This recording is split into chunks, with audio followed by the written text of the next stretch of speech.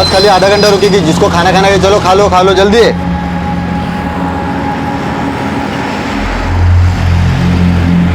ओ madam, बस यहाँ पे खाली अभी आधा घंटा रुकेगी, यहाँ से डायरेक्ट कोल्हापुर। खाना पीना कुछ खाना हो तो खा के लीजिए। हाँ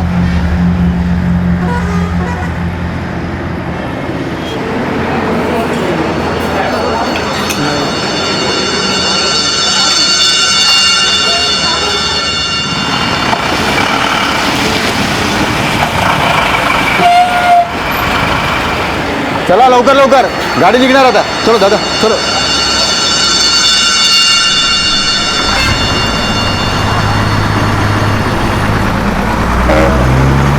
अरे भाऊ, ओ भाऊ थांबा, हो भाऊ, अरे मी आहे।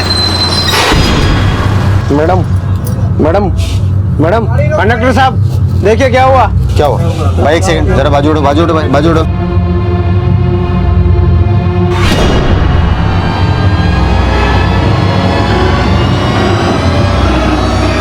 तो मर गई।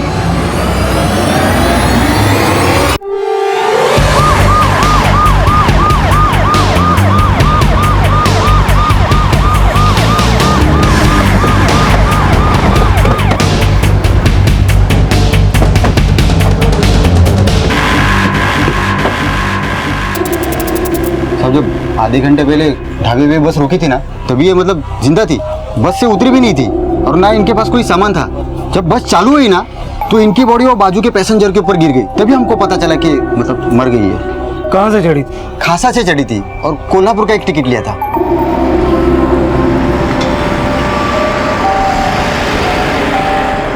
कोई था इसके साथ? नहीं साहब, अकेली थी। मगे जरा बाबा।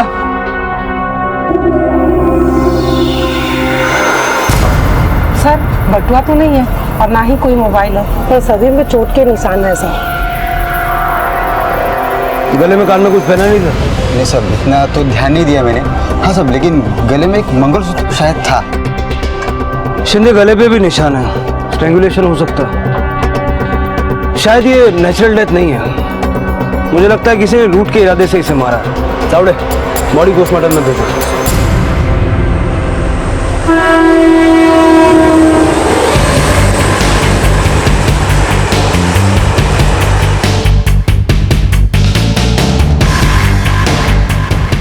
सर, बस की टिकट के मुताबिक कोई भी पैसेंजर मिसिंग नहीं है और ना ही कोई शक के दायरे में है और ना ही किसी ने किसी संदिग्ध को बस और ढाबे के आसपास देखा। फिर भी घटनास्थल पर जितने लोग मौजूद थे सबका नाम पता नोट करवाओ और अपने खबरियों से बोलो कि इस एरिया में जितने भी चोर उचक्के हैं सबकी एक लिस्ट बनाए और ये औरत जहाँ से बैठी थी और जहाँ जाने वाली थी दोनों पुलिस स्टेशन में इसकी फोटो सर्कुलेट करो, शायद इसकी पहचान हो सके। सर, अपनी मंजिल की तरफ बढ़ती एक जीती जागती महिला चंद ही मिनटों में एक अज्ञात लाश बन गई। जिस जगह पर उसकी मौत हुई वहां उसे जानने वाला कोई नहीं था। अनजान चेहरे जब बेजान और संदिग्ध अवस्था में हो तो उन्हें पढ़ना बेहद ही मुश्किल होता है और तस्वीरों में शख्सियत तलाशना उससे भी ज्यादा रहस्यपूर्ण। और जो अज्ञात चेहरे अपराध की भेंट चढ़े हों उनका परिचय जानना उनके दुखद अंत से उनके जीवन में उल्टा सफर करने जैसा होता है। इस केस में पुलिस का सामना कुछ ऐसे अंधकूपों से होने वाला था जिसकी कल्पना भी उन्होंने नहीं की थी। सर, हमारा शक सही निकला। पोस्टमार्टम रिपोर्ट के मुताबिक उस औरत की हत्या गला घोंट के की गई और हत्या का समय उस समय से मैच होता है जब बस ढाबे पे खाने के लिए रुकी थी। सर, औरत की पहचान हुई? सर, नासिक थाने में उस औरत के गुमशुदा होने की रिपोर्ट दर्ज है। औरत का नाम वंदना चांदगुड़े है। रिपोर्ट उसके पति नंदलाल ने दर्ज करवाई है। उसके पति को बुलाओ। सर।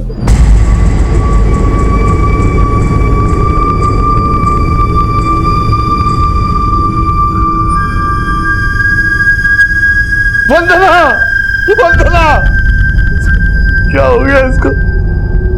वंदना उठ, उठ वंदना, उठ वंदना, उठ।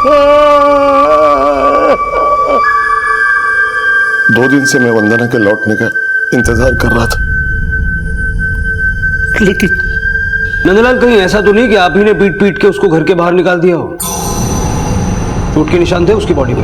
नहीं साहब, मेरे और वंदना के बहुत अच्छे संबंध थे। लेकिन उसके साथ बहुत बुरा हुआ, हत्या हो गई उसकी। 2 दिन पहले सातारा हाईवे पर एक बस में लाश मिली उसकी। 2 दिन पहले ही वो घर से निकली थी। कहाँ गई थी? शिल्पा के ससुराल। शिल्पा कौन? माझी मुलगी 15 दिन पहले ही उसका लगन हुआ था। रजत नाम है उसके नौरे का।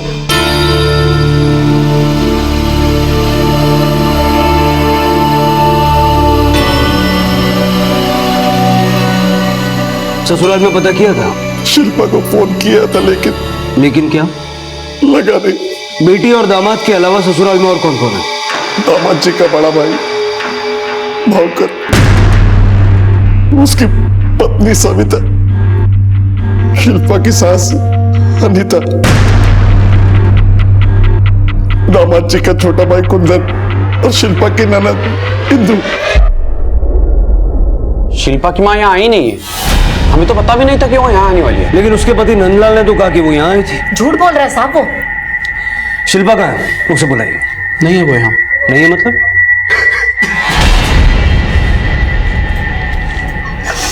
साहब भाव बहुत सदमे में है, वो इनका नाम सुनते ही परेशान सा हो जाता है। क्यों?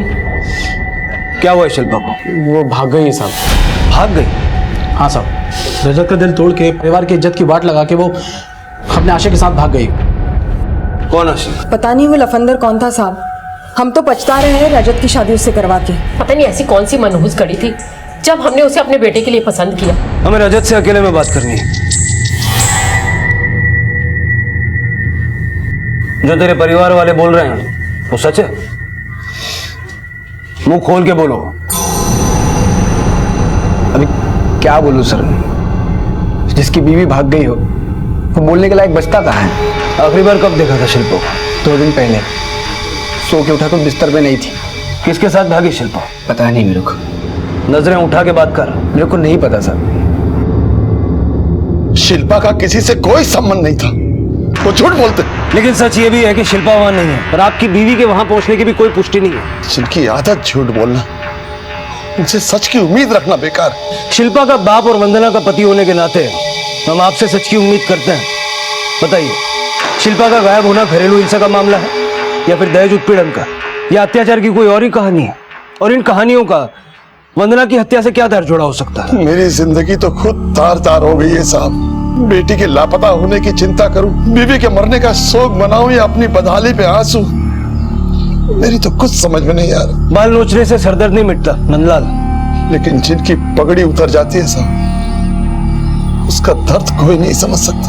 मतलब आप मानते हैं कि खोट आपकी बेटी में भी थी? चले पे नमक मत छिड़किए साहब, करे खोटे का बहुत खेल खेल लिया है मैंने। अब बख्श तो, हाथ छोड़ता हूं आपकी। ये मिन्नतें सच छुपाने के लिए है या झूठ छुपाने के लिए? मेरे आंसू सच ही उगलते हैं। जब बेटी की शादी में खुशी में छलके थे, तब भी आंखें धुंधला गई थी।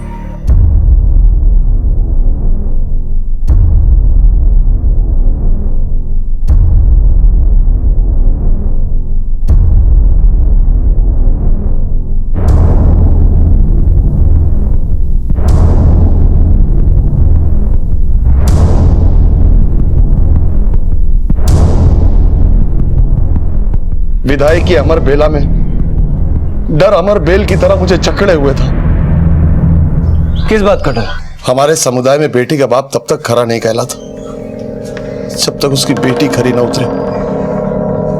रीत तो निभानी पड़ती। कैसी रीत? कौमार्य परीक्षण हमारे समुदाय में हर नवविवाहित औरत को देनी पड़ती। शिल्पा को भी देनी पड़ी थी।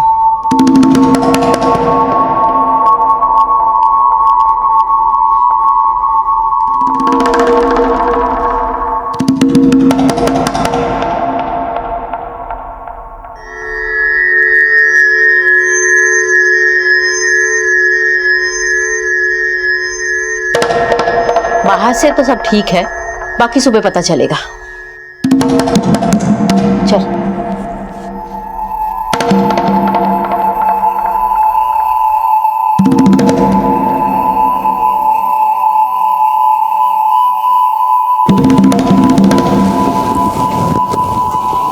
क्या हुआ? डरो मत, सब ठीक हो जाएगा। अरे माल खरा है कि खोटा? अरे माल खरा है कि खोटा? अरे माल खरा है कि खोटा?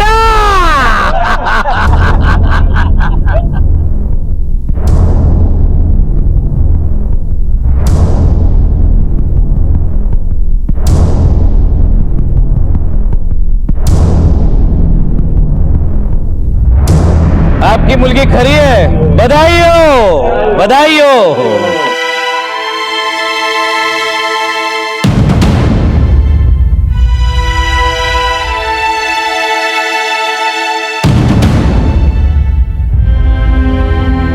शिल्पा तो खरी साबित हुई थी ना, फिर वो किस कुरीति का शिकार हो गए?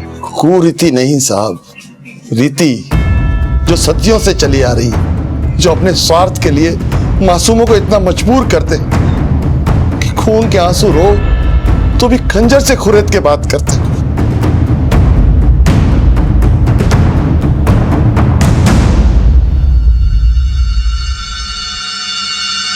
तेरी बेटी कुंवारी नहीं है, शादी से पहले हलाल चुकी थी वो।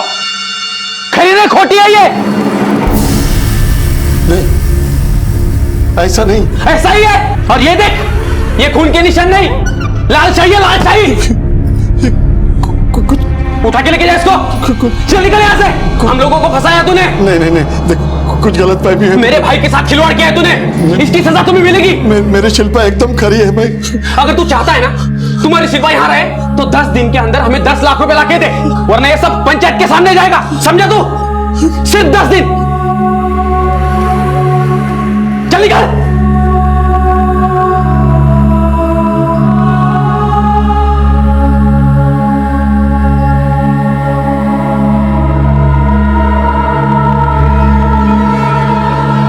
शिल्पा की शादी में दहेज से पहले ही मेरी कमर टूट चुकी थी। उस पर से उनकी इस मांग ने मुझे चकनाचूर कर दिया।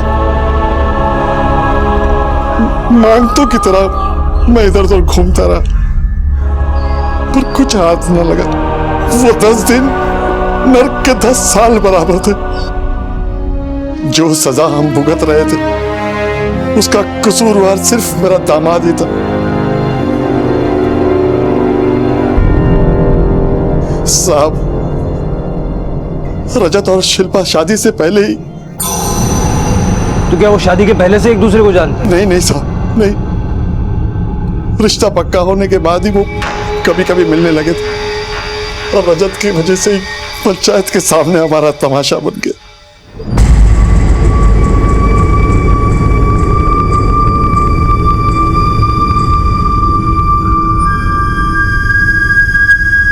तुम पर आरोप है कौमार्य परीक्षण में तुमने धांधली की, चादर को लाल स्याही से रंगवा के तुम्हारे दुष्कर्मों को छुपाने की कोशिश की। बाबा साहब, ये झूठ है। सच हम तुम्हारे मुल्की से सुनना चाहते हैं। शिल्पा, शादी से पहले भी तुम्हारे मर्द के साथ संबंध थे? बाबा साहब ये खोटी है, तभी तो ऐसे चुपचाप खड़ी है। हाँ, मेरे शादी से पहले भी संबंध थे, लेकिन किसी गैर मर्द के साथ नहीं। मैंने अपना तन सिर्फ उसी को सौंपा जिससे मेरी शादी होने वाली थी। ये झूठ बोल रही है। रजत कभी हमारी घर की मर्यादाओं को उल्लंघन नहीं कर सकता। बाबा साहब, ये लड़की भाव पे झूठे आरोप लगा रही है। सच हम रजत से सुनना चाहते हैं। ना ना बाबा साहब, ये झूठ बोल रही है। झूठा तो तू है। बाबा साहब, सच क्या है मैं बताती है। इसने मेरी बेटी को बहला फुसलाकर शादी से पहले उसके साथ संबंध रखा और मेरी बेटी को भरोसा दिलाया था कि कौमार्य परीक्षण में ये सब संभालेगा, और अब ये झूठ बोल रहा है। और इसके सामने ही मैंने शिल्पा को वो स्याही दी थी। ये एकदम झूठ है बाबा साहब। सच किसी ने नहीं स्वीकार किया। अब प्रथा के अनुसार हमें पंचायत का दंड भोगना पड़ा।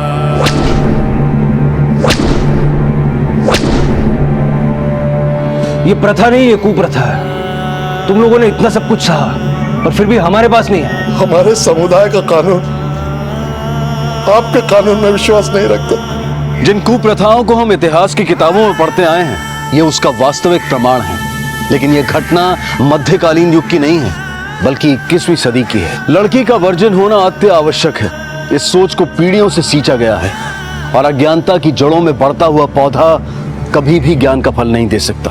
अनपढ़ को तो शिक्षित किया जा सकता है, लेकिन मूर्खों के दिमाग से ऐसी भ्रांतियां मिटाना जलते दीपक को आंधियों से बचाए रखने जितना मुश्किल है। और जहां मामला आस्था और रिवाज से जुड़ जाता है तो वहां कानून के हाथ भी छोटे दिखाई पड़ते हैं, और जिसका नतीजा यह है कि आज 21वीं सदी में भी सीता को अग्नि परीक्षा देनी पड़ती है। बाकी मुद्दों की तरह ये मुद्दा भी महिलाओं से जुड़ा एक अहम मुद्दा है जिस पर हमेशा की तरह बहस जारी रहेगी। अभी तो हमें और जिल्लत सहनी थी, प्रथा के अनुसार हमें दंड देके अब शिल्पा का शुद्धिकरण किया जा रहा था।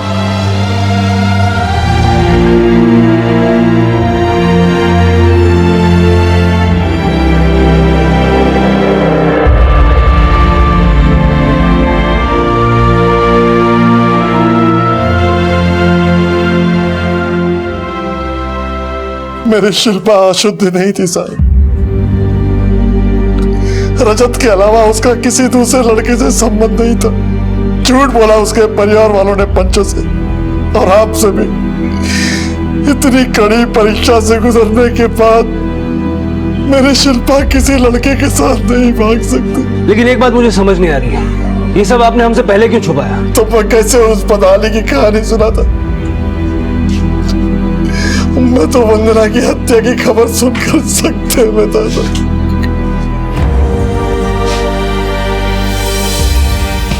सर, नंदलाल सही कह रहा था। रजत और शिल्पा के कॉल रिकॉर्ड्स के मुताबिक वो शादी से पहले भी टच में थे और रात में घंटे घंटे बर्बाद किया करते थे। शिंदे, इस कुरीति और कुप्रथा के खुलासे का सच, नंदलाल से 10 लाख रुपए की मांग और अब ये शिल्पा और रजत की कॉल रिकॉर्ड्स की हिस्ट्री, इनसे साफ है कि रजत और उसका परिवार कोई डबल गेम खेल रहा है। और सिर्फ शिल्पा के गायब होने में नहीं, मुझे लगता है वंदना की हत्या में भी उनका हाथ है।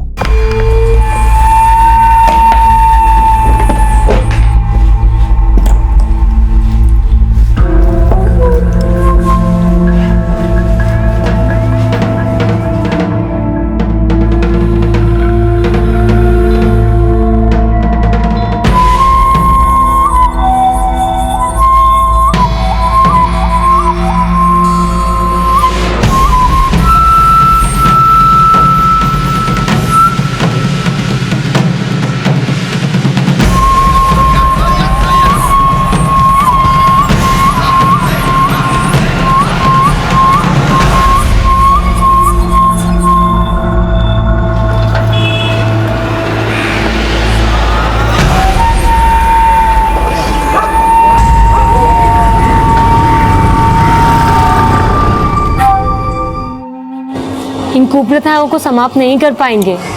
इनसे बचने का बस एक ही तरीका है, यहाँ से भाग जाएं, वरना मुझे भी शिल्पा भाभी की तरह उस कौमार्य परीक्षण और शुद्धिकरण के नरक से गुजरना पड़ेगा। मदन, तुम शांत क्यों हो? कुछ बोलो। साले, तेरी हिम्मत कैसे हुई मेरे बहन को फंसाने की? सुन, अब इसके आगे से मेरे बहन के आसपास दिखाई दिया ना तो जान से मार दूंगा। चले, चल।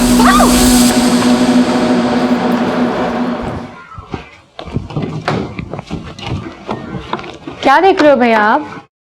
शिल्पा के गहने की तरह। ए आई आई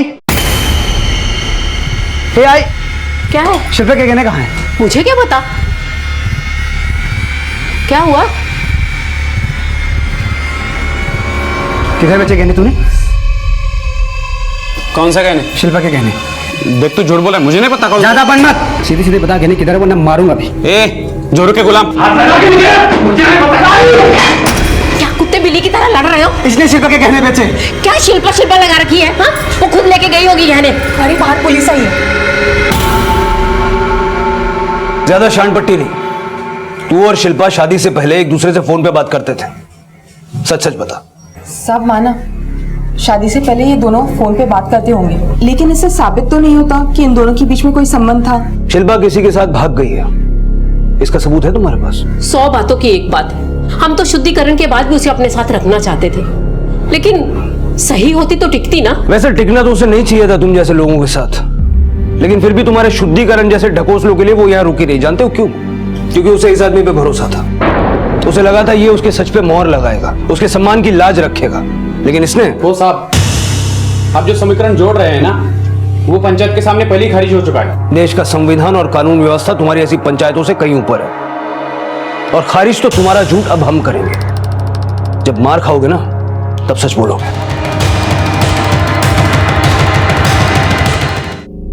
सर, रजत के परिवार वालों के कॉल रिकॉर्ड चेक किए। वंदना के मर्डर वाले दिन उस एरिया में किसी का भी फोन नेटवर्क एक्टिव नहीं था सर। शिंदे, ये भी तो हो सकता है कि जिसने वंदना की हत्या की वो अपना फोन घर पे छोड़ के गया हो।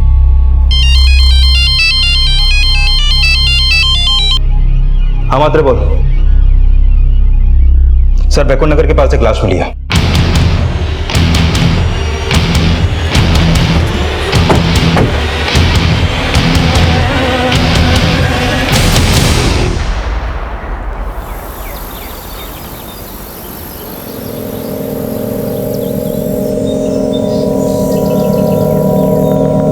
ऐसा लगता है कि गला घोंट के मारने से पहले किसी ने इसके साथ मारपीट की है। इसकी बॉडी पोस्टमार्टम पे भेजो और इसकी फोटो सर्कुलेट करो, पता करो कौन था ये।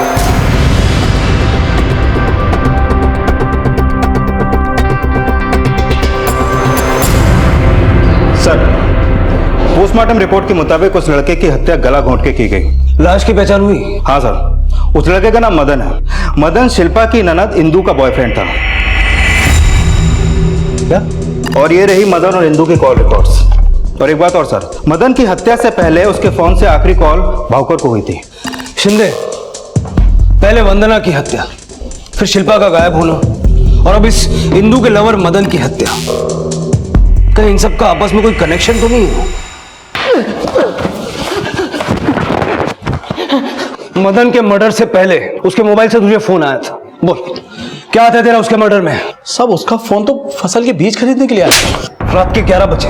ग्राहक तो कभी भी फोन कर सकता है। वो सिर्फ ग्राहक नहीं था, तेरी बहन का लवर था वो। सर, एक खबर मिली है, कुंदन ने अपने दोस्तों के साथ मिलकर मदन की खूब धुनाई की थी। उस वक्त इंदू भी साथ थी। साहब वो मेरी बहन को छेड़ रहा था, इसीलिए मारा। देख, दाएं बाएं जाके कोई फायदा नहीं है। हड्डियां टूट गई तो बाद में पछताएगा कि पहले क्यों नहीं बताया। साहब आप कितना भी मारो, लेकिन मैंने मदन का खून नहीं किया है साहब। शिंदे, इसकी चीखें मेरे केबिन तक सुनाई देनी चाहिए। नहीं साहब मैंने नहीं मारा सर, मैं कसम से बोल रहा था। सर, बहुत तोड़ा लेकिन वो कुछ भी नहीं बोल रहा है। इंदू को बुलाओ।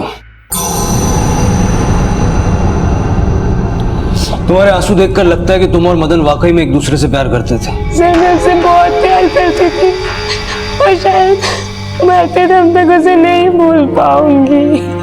इंदू, जिस समुदाय से तुम हो वहां से रिश्ते गलत समझे जाते हैं, फिर भी तुमने ऐसा साहस किया। मेरा बस चलता तो मैं ऐसे माहौल में जन्म तक ना लूं। तब तो तुम्हारी हमदर्दी अपनी शिल्पा भाभी से रही होगी। हाँ साहब थी, लेकिन मैं कर भी क्या सकती थी। मैं तो बस यही सोचती रही कि मदन के साथ इस नरक से कहीं भाग जाऊंगी। और मदन आया भी था उसकी हत्या से एक रात पहले।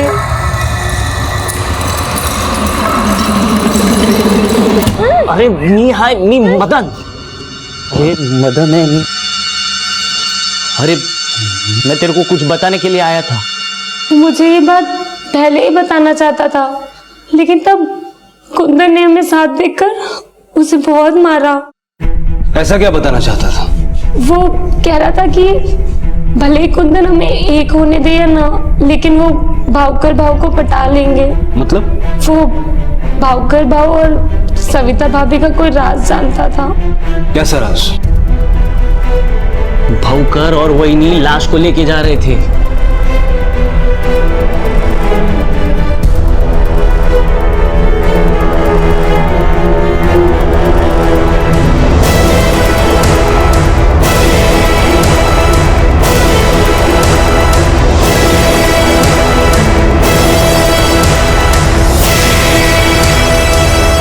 तो मदन की हत्या भावकर ने की क्योंकि वो ये राज जानता था। शायद क्योंकि उस रात मैंने भाव को फोन पे बात करते हुए सुना था। शायद वो मदन से ही बात कर रहे थे। देख, मैं तुझे जो तू मांगेगा मैं तुझे सब कुछ दूंगा, समझा? तू बस आके मिल मेरे को, मिलेगा मैं तेरे को सब कुछ दे दूंगा, समझा? समझ रहा है ना तू? शायद तब मदन ने भाव से मेरी और उसकी शादी की बात करनी चाहिए होगी। शिंदे, इस भावकर और सविता का मुंह खुलवाने से पहले हमें यह पता लगाना होगा कि शिल्पा की लाश को कहां ठिकाने लगाया है।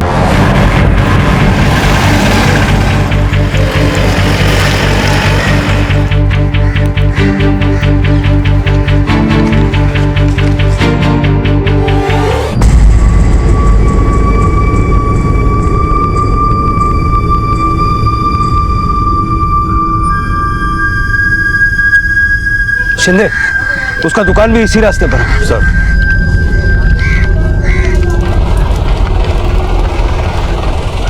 ती भावकरची दुकान कुठे? ती कोपऱ्यावाली?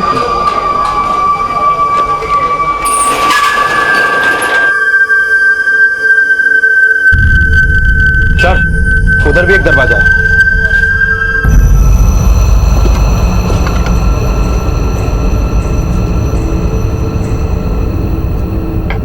ये बोरे हटाओ।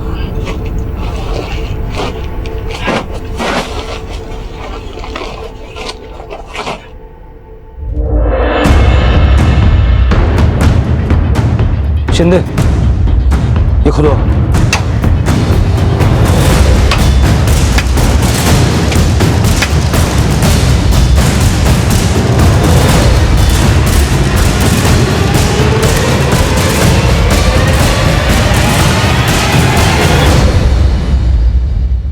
सविता, चाहो तो सारा सच खुद बता दो, चाहो तो 2-3 लेडी कांस्टेबल्स देता हूं, वो तुम्हारी मदद करेंगे, फिर सच याद करने में ज्यादा परेशानी नहीं होगी। नहीं सर, मैं सब सच बताती हूँ आपको।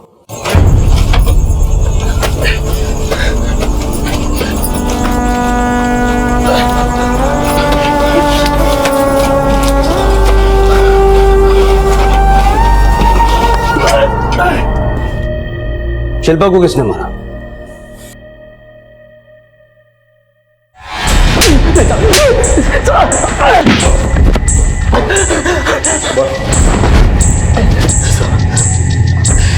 सब जिस दिन शिल्पा का शुद्धिकरण था साहब, उस दिन उसे उस हाल में देख के मैं बहक गया था साहब। अवस्था ने मेरी बुद्धि को भ्रष्ट कर दिया था साहब। तू और तेरी माँ दोनों झूठी है। तू शुद्धिकरण करके आई, इसका मतलब ये नहीं कि मैं तुझे अपने सर पे बिठा के रखूंगी। तू नौकरानी बन के रहेगी इस घर में आज के बाद। चल।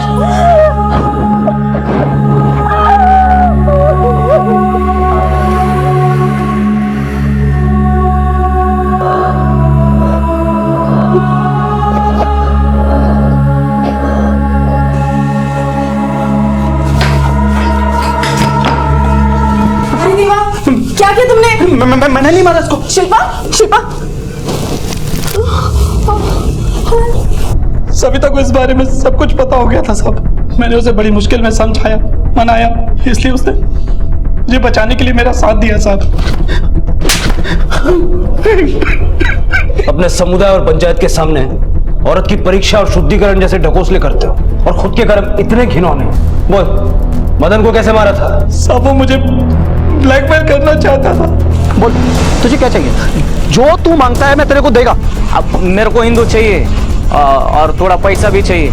और ध्यान रखो बहू, पैसा नहीं मिला ना तो पुलिस को जाके सब सच सच बता दूंगा मैं। तू बस आके मिल मेरे को, मिलेगा मैं तेरे को सब कुछ दे दूंगा, समझा?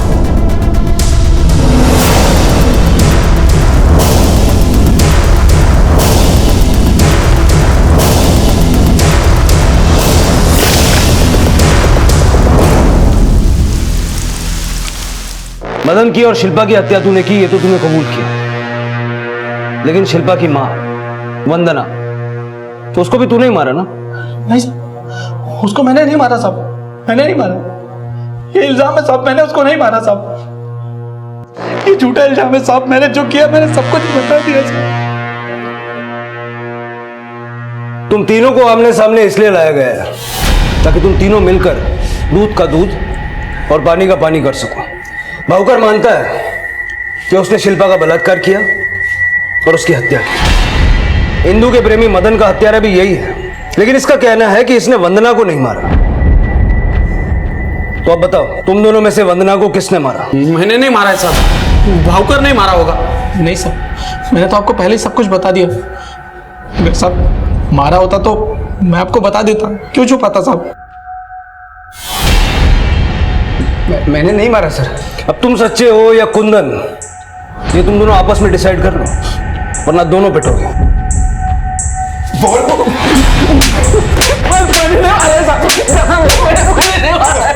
मैंने भी नहीं मारा सर। तू तो सबसे बड़ा झूठा है। मैं मानता हूँ कि मैंने बहुत झूठ बोले, पर शिल्पा की आई को मैंने नहीं मारा सर।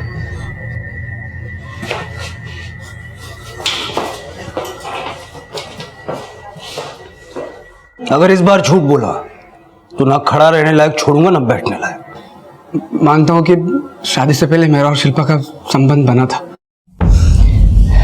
अरे डर मत, शादी होने वाली है हमारी। पर रजत, शादी के बाद जब कौमार्य परीक्षण होगा? कुछ नहीं होगा, और तब की तब देखेंगे। और वैसे भी दुल्हन तो तुम मेरी बनने वाली है ना?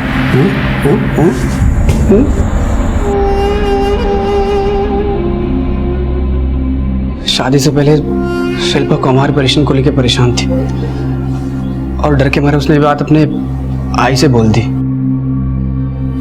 तुमने अच्छा नहीं किया बेटा।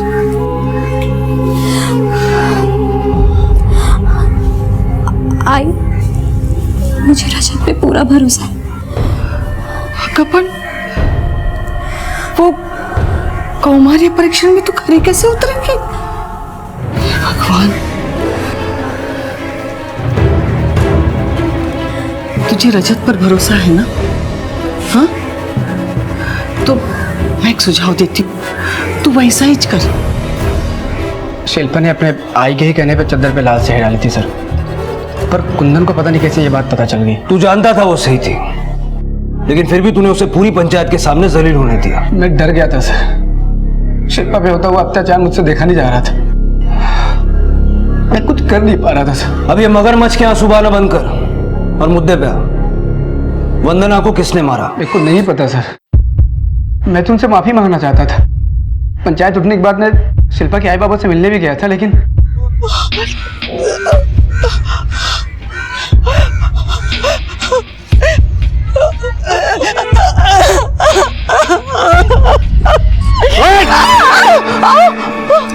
तूने इतनी बड़ी बात मेरे से छुपाई। तू जानती थी तेरी बेटी। मेरी बात तो बस बहुत सुन लिया मैं। अभी तेरे को जिधर जाने का जा, घर नहीं आना। सुनिए ना, आओ आई करो।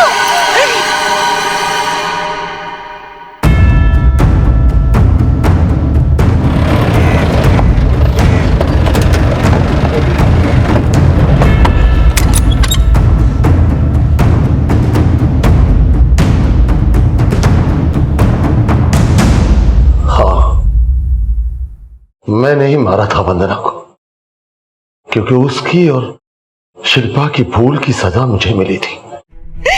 इसने मेरी बेटी को बहला फुसलाकर शादी से पहले उसके साथ संबंध रखा,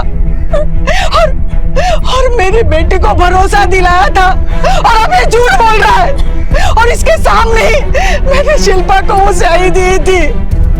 मेरा रोम रोम उस अपमान में कुड़ रहा था।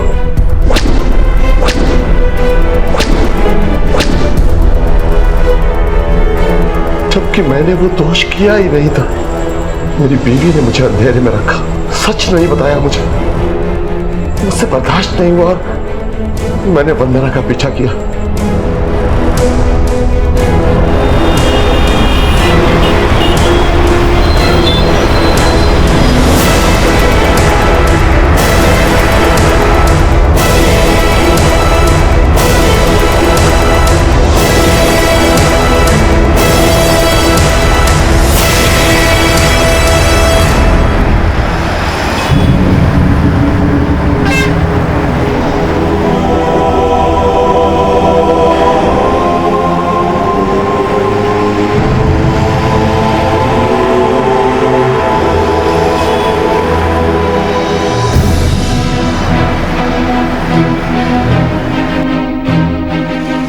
नंदलाल, तुझसे अपनी बीवी का सच छुपाना बर्दाश्त नहीं हुआ, मगर तूने ये नहीं सोचा कि दोषी वो नहीं, दोषी वो कुरीति और कुप्रथाएं हैं जिनकी बलि न जाने कितनी शिल्पा और कितनी वंदना हर रोज चढ़ती है। कहावत है, भुने हुए बीज में कभी अंकुर नहीं फूटता। नंदलाल और इन कुरीतियों पर कट्टर विश्वास करने वाले इसका जीता जागता उदाहरण है। माना कि मूर्खों से ज्ञान की उम्मीद नहीं करनी चाहिए, लेकिन रूढ़िवादिता को बढ़ावा देना, सदियों से चली आ रही रीतियों में बिना तर्क किए शामिल हो जाना क्या मूर्खता के अलावा और कुछ हो सकता है? लेकिन ऐसी विकृत बुद्धि वाले जो एक औरत के भाग्य विधाता बनकर उसके कल का फैसला एक सफेद चादर से करते हैं, वो कभी भी सभ्य समाज के विचारक नहीं हो सकते। अब मैं आपको ले चलता हूं ऐसे ही चौंकाने वाले एक दूसरे केस में।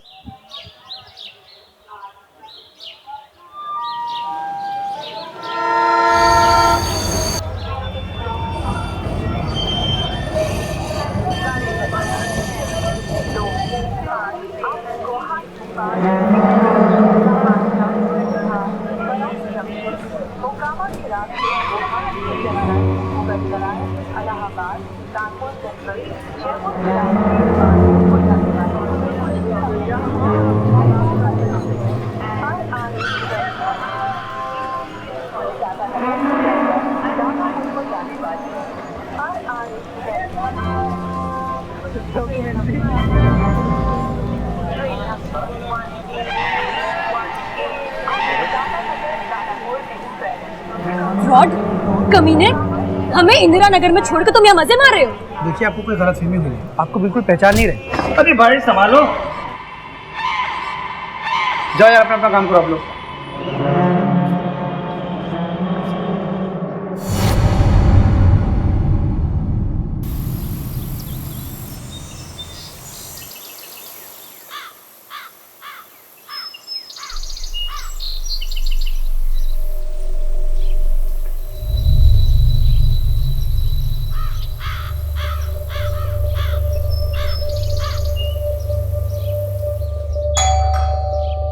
करिश्मा,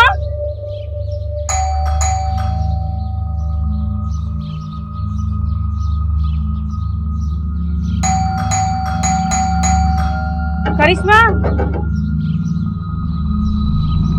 अरे अवधेश भैया, जरा यहाँ आइए। क्या हुआ और भाभी? ये करिश्मा के घर से बहुत बदबू आ रही है।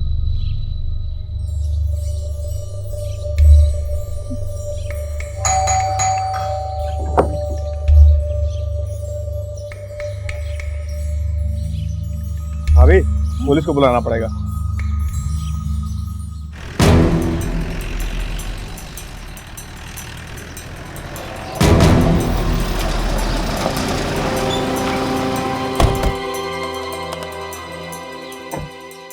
हट दीजिए, हटिए, हटिए जरा।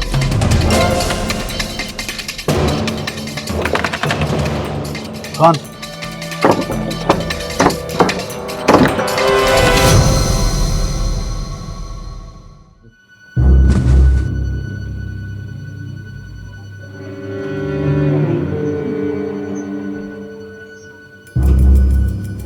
पुलिस को किसने फोन किया था? तो हमने किया था साहब। तुम्हें कैसे पता चला कि यहाँ कुछ हुआ है? उर्मिला भाभी ने आवाज दी। सर, अंदर से कुछ भी नहीं मिला। यहाँ और कौन कौन रहता? सर, करिश्मा की शादी हो गई थी, पर कभी उसके पति को देखा नहीं। इस घर का मालिक कौन है? जी हम। आप कब से जानते हैं करिश्मा को? यही 20 दिनों से। उसे हमारा घर किराए पे चाहिए था। उसने हमें फोन किया कि उसकी नई नई शादी हुई है और उसका पति सरकारी जॉब में है। उसका परमानेंट एड्रेस है आपके पास? जी नहीं। आपके घर में आपके किराएदार की मौत हुई है और आपको उसका आता पता ही मालूम नहीं। आप जैसे गैर जिम्मेवार लोगों की वजह से क्राइम को बढ़ावा मिलता है। करिश्मा की मौत से मुजफ्फरपुर में सनसनी फैल गई। उसकी मौत ने पुलिस के सामने कई सवाल खड़े कर दिए। आखिर कौन थी ये करिश्मा और क्या थी उसकी मौत की वजह? और सबसे बड़ा सवाल ये था कि अगर करिश्मा शादीशुदा थी तो फिर उसका पति कहाँ था? सर, लड़की की बॉडी पे कोई चोट के निशान नहीं मिले। घर के दरवाजे और खिड़कियां सब अंदर से बंद थे और चोरी के भी कोई निशान नहीं है। सर, मुझे तो लगता है ये आत्महत्या केस है। घर में ना कोई आईडी प्रूफ मिला, ना ही कोई डॉक्यूमेंट मिला, ना ही उस लड़की की कोई फोटो मिली, ना ही पति पत्नी के साथ में कोई फोटो मिली। महज एक इत्तेफाक है या सोची समझी साजिश है? और एक बात नोट की तुमने खान, उस कॉलोनी में किसी ने भी उसके पति को नहीं देखा है। इसके पीछे कोई गहरा राज है खान। सर, हमने कॉलोनी के गार्ड से पूछताछ की। वो कह रहा था कि उसने करिश्मा के पति को एक बार करिश्मा के साथ देखा था।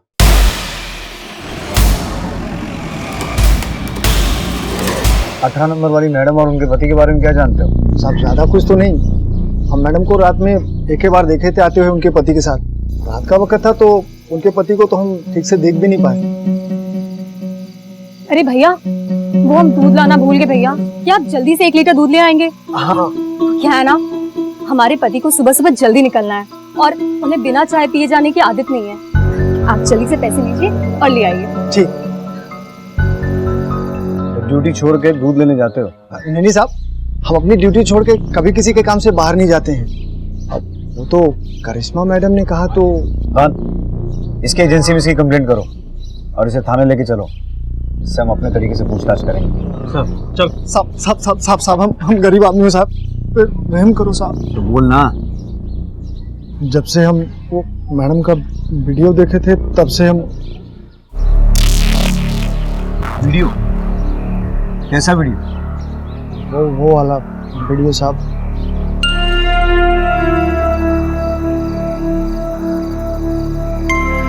हमें तो पहली वाली पसंद है रे। अरे साला सुहाग रहा तो ऐसे। सर, पोस्टमार्टम रिपोर्ट आ चुकी है। करिश्मा की मौत दम घुटने से हुई है और मारने के बाद उसे लटकाया गया। मतलब उसका पति? हो सकता है सर। खबरी को लगा दो काम पे। पोस्टमार्टम रिपोर्ट से यह बात साफ हो चुकी थी कि करिश्मा की हत्या की गई थी, पर आखिर कौन था करिश्मा का कातिल? पुलिस के लिए जानना बेहद जरूरी था कि क्या करिश्मा के अश्लील वीडियोस और उसकी मौत के बीच में कहीं कोई कनेक्शन था। मुजफ्फरपुर की पुलिस करिश्मा के पति की तलाश में जुट चुकी थी और वहीं दूसरी तरफ बिहार की राजधानी पटना में एक और पति लापता था। सर, हमारे पति दीपक वो 2 दिन से घर नहीं लौटे हैं और उनका मोबाइल भी स्विच ऑफ आ रहा है। आप दोनों के बीच में कोई लड़ाई, कहासुनी वगैरह? नहीं सर, हम दोनों ने घर से भागकर 3 दिन पहले पटन देवी मंदिर में शादी की थी और शादी के दूसरे दिन ही किसी काम से उन्हें बाहर जाना पड़ा, लेकिन तब से लेके अब तक वो घर नहीं लौटे। घर से भागकर शादी क्यों? हमारे जीते जी तुम उस लड़के से हरगिज शादी नहीं कर सकती। अगर तुमने उस लड़के से शादी की तो हम तुम्हें और उसे दोनों को जान से मार देंगे।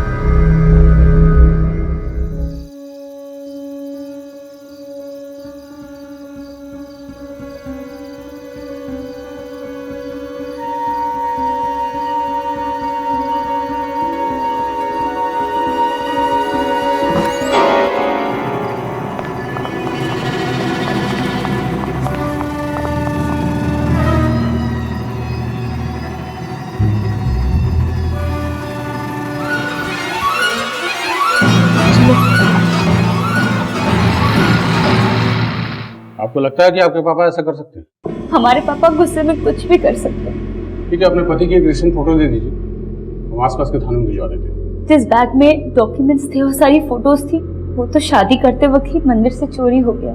रहती कहाँ? मुसल्लापुर। रहने वाली कहाँ की हो? मुजफ्फरपुर की। एड्रेस लिखो।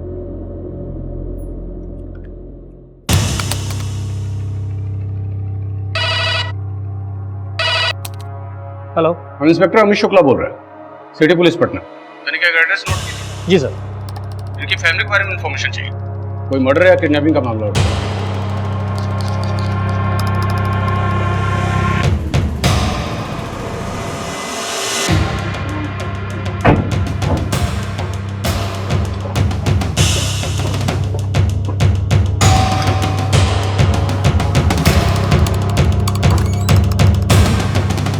जी, रंजीता का पति दीपक कहाँ है? क्या? अनजान बनने की जरूरत नहीं है, साफ साफ बताइए, रंजीता का पति दीपक कहाँ है? जिस रात वो उस कमीने के साथ हमारे घर से भागी थी, उसी समय वो हमारे लिए मर गई थी। सच सच बताइए, किडनैप करवाया या मरवा ही दिया? ना किडनैप करवाया, नहीं मरवाया उसने। हम तो उसे जानते तक नहीं, हमने आज तक उसे देखा तक नहीं। ऐसे ही दिखता है आपका पति? जी सर। सर, मोबाइल अभी भी बंद आ रहा है।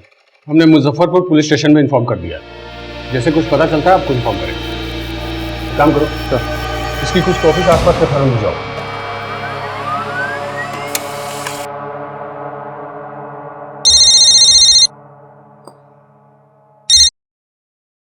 हेलो, मुजफ्फरपुर से इंस्पेक्टर विपिन राय बोल रहा हूँ।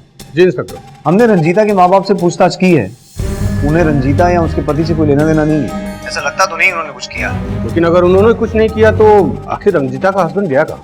हम दीपक के स्केच को सर्कुलेट कर देते हैं, अगर कुछ पता चलेगा तो आपको बताएंगे।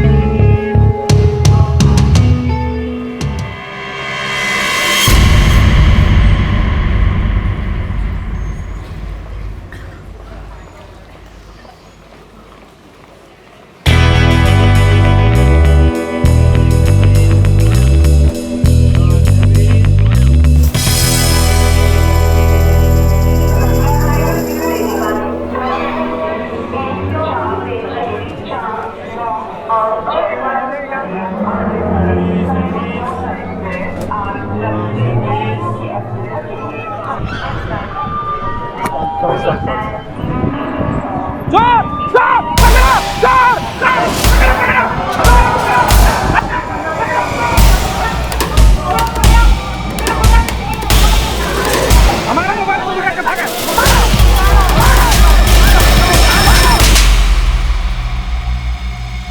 दिनों से मोबाइल फोन चोरी होने के कंप्लेंट आ रहा है, आज पकड़ा ही गया तो।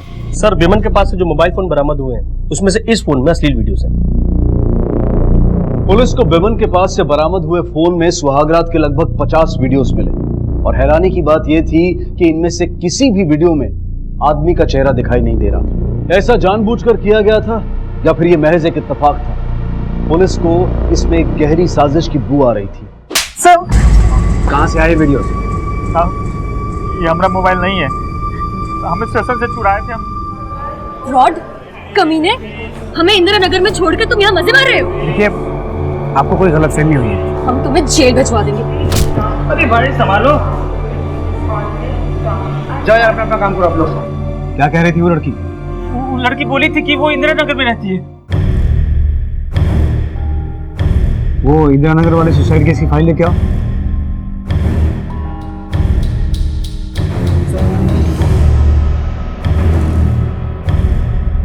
यही थी वो लड़की? हाँ साहब, यही लड़की थी। यही झगड़ा कर रही थी वहां पे।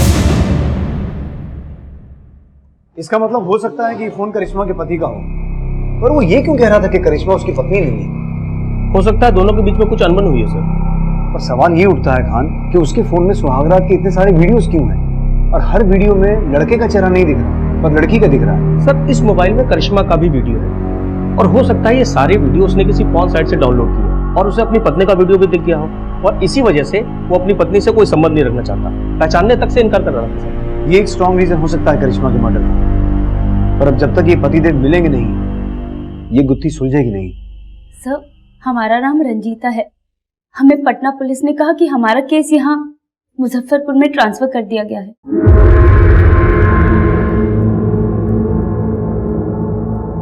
क्या केस है आपको? सर हमारे पति दीपक लापता है।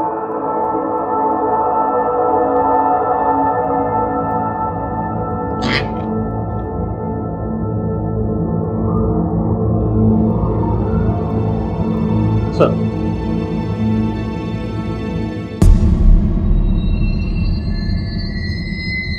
सर ये तो हमारे पति दीपक का फोन है सर। आपको कैसे पता? इस मॉडल के और फोन भी तो हो सकते हैं। सर एक मिनट लीजिए। सर ये स्क्रैच, सर वो हमारा वीडियो बनाना चाह रहे थे और हम उन्हें रोक रहे थे, उसी हाथापाई में ये स्क्रैच आ गया। कविता,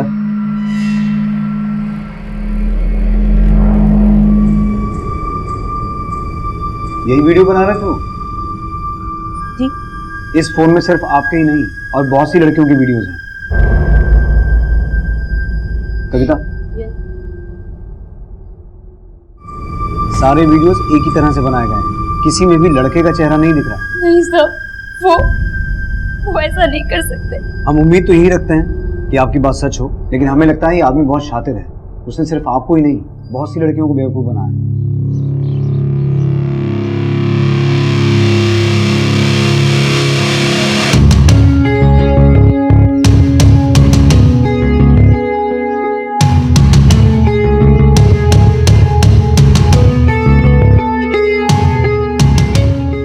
अनाथ को अब अपनी बेटी दे रहे हैं।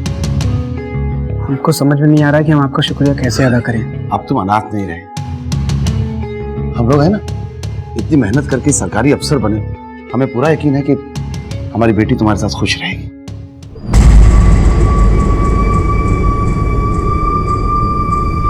एक भी फ्रेम में उसका चेहरा नहीं दिख रहा और उसके चेहरे को लेकर सबके स्टेटमेंट्स भी अलग हैं। इंदिरा नगर का वॉचमैन कहता है कि करिश्मा के पति की सिर्फ यहाँ दाढ़ी थी और वो सफेद रंग का चश्मा लगाता था। वहीं रंजीता का ये कहना है कि उसके पति की सिर्फ मूछें थी और वो काले रंग का चश्मा लगाता था। आसपास के सारे पुलिस स्टेशन में जितनी भी मिसिंग कंप्लेंट दर्ज हुई सब मंगवा, और खास तौर पर वो रिपोर्ट्स जिसमें पति के गायब होने की रिपोर्ट है। सर, तेरे जाने के बाद घर खाली खाली सा हो जाएगा। आप ऐसा क्यों सोचते हैं? पता है, हमने संतोष जी से बात कर ली है और उन्होंने बोला है कि शादी के बाद आप हमारे साथ ही रहेंगे। बेटी के घर रहकर मैं पाप का भागीदार नहीं बनना चाहता बेटा। आज के जमाने में सरकारी जॉब वाले लड़के इतनी आसानी से कहां मिलते हैं। तुम बहुत खुशकिस्मत हो।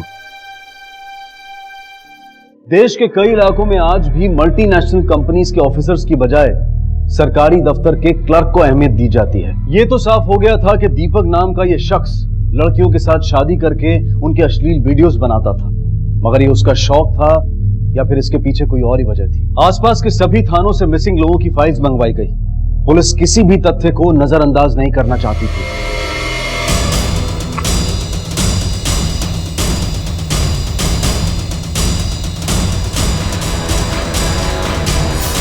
सर, इसमें से एक कंप्लेंट मिसिंग हस्बैंड की। एड्रेस क्या है? रूपाली, आपकी शादी के कितने दिन के बाद आपके पति गायब हो गए थे? जी करीब 4 दिन के बाद वो हनुमान मंदिर गए थे पूजा करने के लिए और वापस ही नहीं आए। आपके और आपके पति की कोई तस्वीर नहीं है क्या? जी वो कहते थे कि फोटो खिंचवाने से उम्र कम हो जाती है। क्या काम करते थे आपके पति? सर वो म्युनिसिपल कॉर्पोरेशन में सीनियर क्लर्क थे। तो आपने उनके ऑफिस जाकर पता लगाने की कोशिश नहीं की? एक बार गए जरूर थे। उन लोगों ने कहा कि रमेश नाम का कोई यहाँ काम नहीं करता। ये है आपके पति? शक्ल थोड़ी मिलती है पर इस आदमी की मूछें है और उनकी मूछें नहीं थी और वो चश्मा भी नहीं पहनते थे। सर, इस लड़की का वीडियो इस मोबाइल में नहीं। मुमकिन है ये केस अलग हो, लेकिन 2-4 चीजें कॉमन है, जैसे सरकारी नौकरी वाली बात, पति का 2-4 दिन के बाद गायब हो जाना। मैडम, हम आपको एक वीडियो दिखाना चाहते हैं। उसमें आदमी का चेहरा ठीक से दिखाई नहीं दे रहा। आप पहचानने की कोशिश कीजिए, कहीं आपके पति तो नहीं है।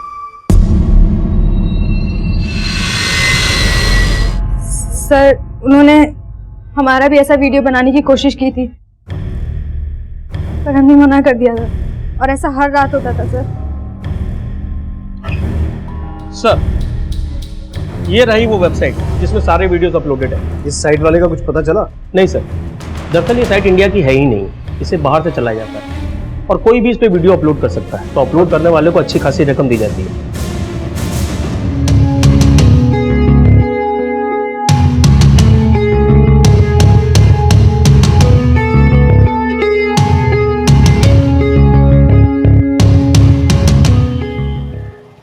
मेहमानों खाने पीने का ध्यान रखें।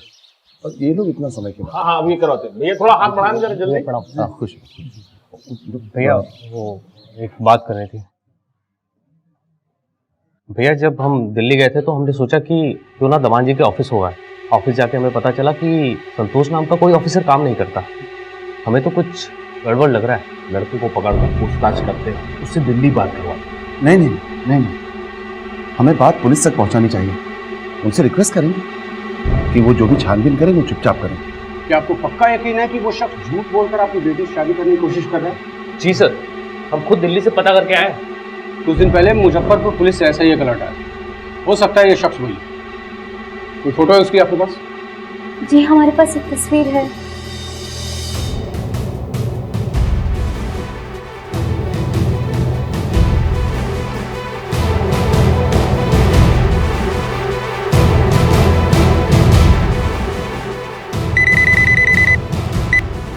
हेलो, मैं इंस्पेक्टर अमित शुक्ला बोल रहा हूँ। आपको जिस शख्स की तलाश है वो इस वक्त पटना में है। ठीक है, हम पहुंचते हैं।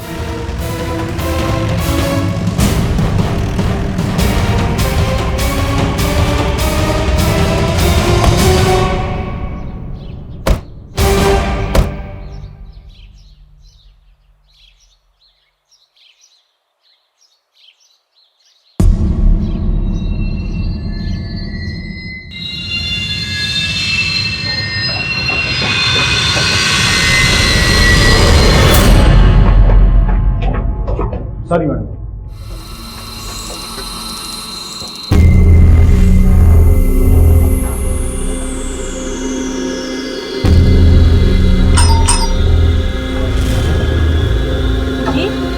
ये आपका पड़ोसी है? हाँ कुछ पता है कहाँ है? ये तो कर रहा अभी, मगर आज इसने बुक्कू पहना था। Sorry madam.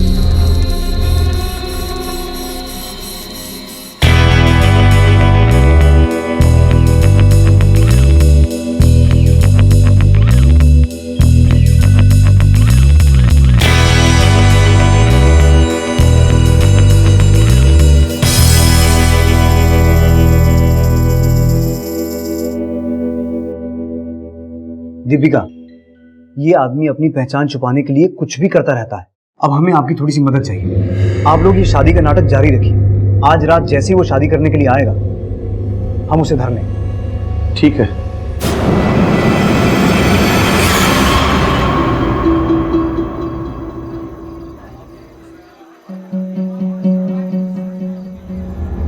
सब लोग अपनी पोजीशन पे लौट रहना।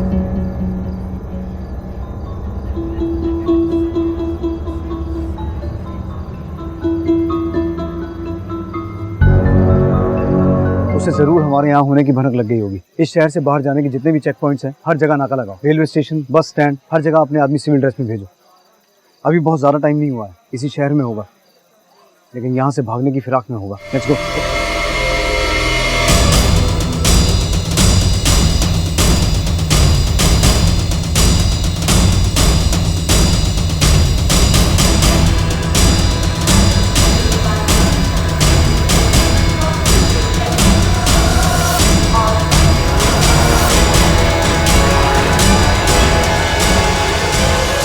अरे भाई जरा सुनो, इसे कहीं देखा है?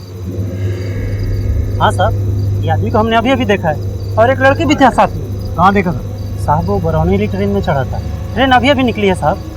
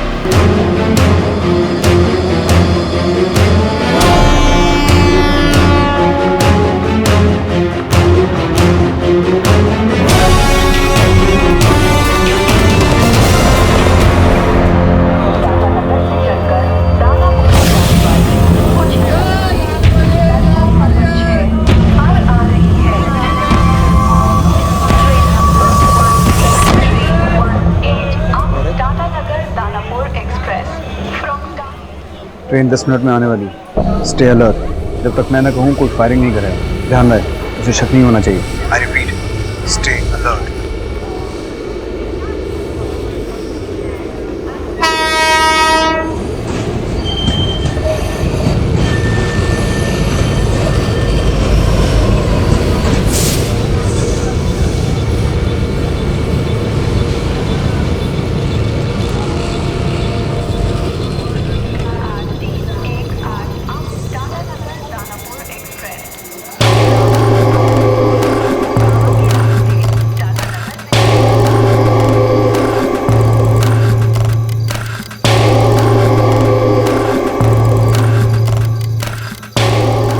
चलोगे? बैठो।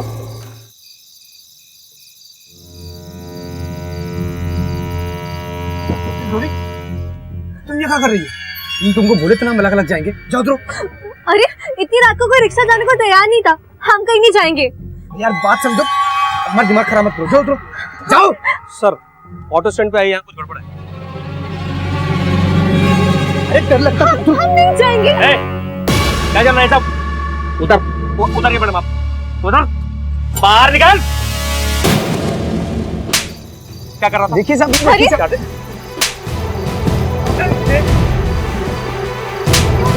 छोड़िए प्लीज, छोड़ दीजिए।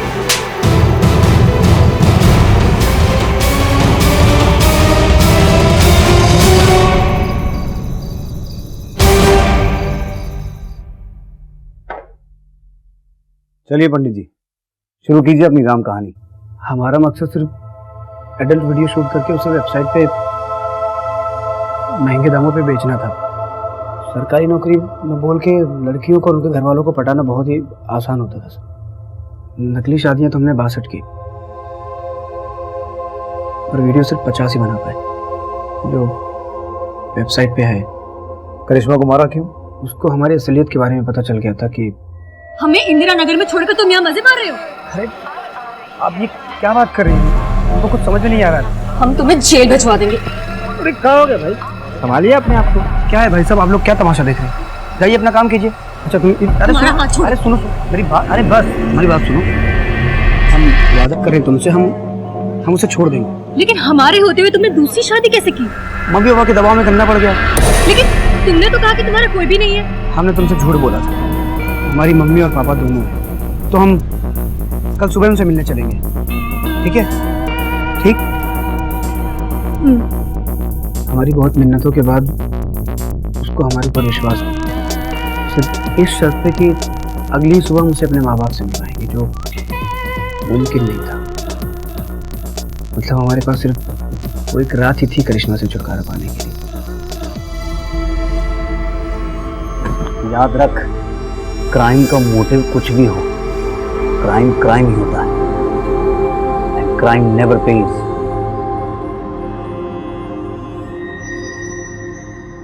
मुजरिम चाहे कितना भी शातिर क्यों ना हो, कानून के हाथ उसके गिरेबान तक पहुंच ही जाते हैं। छानबीन में पता चला कि इस शख्स ने 62 शादियां की थी और एक कत्ल।